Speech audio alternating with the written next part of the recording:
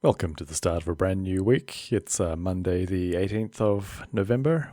And first off, we're going to start with a handshake mystery in Darwin, Australia, where the US Secretary of Defense, Lloyd Austin III, has been visiting US troops, which are based in Darwin, Australia. And I saw this footage on 9 News, and I couldn't really figure out what's going on. He appears to be wearing a watch on the inside of the fingers of his hand. But if you know anything more about this, please comment below. And turning to Al Jazeera for a story which surprised me, is that Australian veteran broadcaster arrested over alleged sexual offences. Radio host Alan Jones previously denied allegations of indecent assault aired by local media. Australia's veteran broadcaster and former rugby coach Alan Jones has been arrested following an investigation into alleged sexual offences spanning 2 decades, local media outlets have reported. Now, unfortunately, we've seen a lot of cases such as Jimmy Savile. So I think the more shocking thing out of this is that Jones is actually 83 years old, which was news to me. Quoting further, in a statement on Monday, police in the state of New South Wales said detectives from a dedicated child abuse squad had arrested an 83-year-old man at a property in the downtown Sydney neighbourhood of Circular Quay. New South Wales police said the arrest had followed the establishment of a strike force in March to investigate alleged indecent assaults and sexual touching incidents between 2001 and 2019.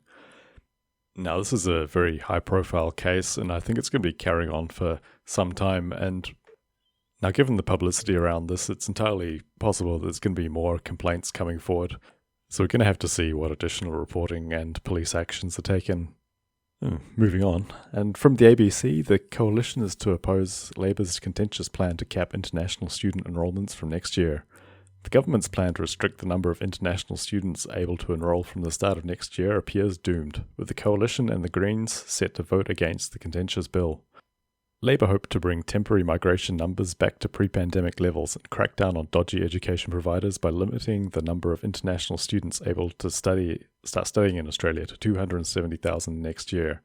And we're quoting an article in a couple of slides which says the current number is about 800,000 per year, so it'll be quite the cut.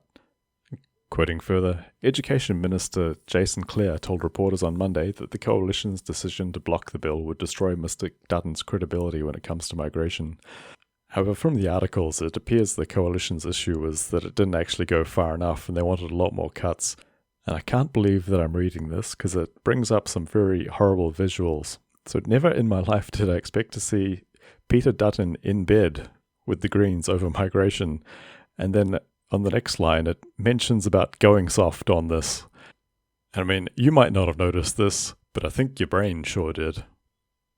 Now looking to an article from the Australian Financial Review saying that there's been heavy pushback from the $51 billion international education sector. So this has actually come as a bit of a surprise to me. I found this out earlier this year. So international students are actually counted as being an export market, and it's actually counted as being Australia's 4th largest export sector. So I'm not quite sure how else you'd account for it.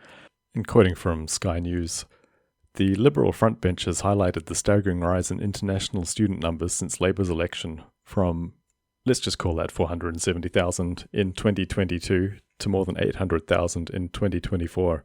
Now, we all enjoy the political theatrics, but I think a number from pre-pandemic levels would have been a bit more helpful because in 2022, I'd say there was still a bit of a hangover and a bit of hesitation from students to travel internationally, but the quote is what it is.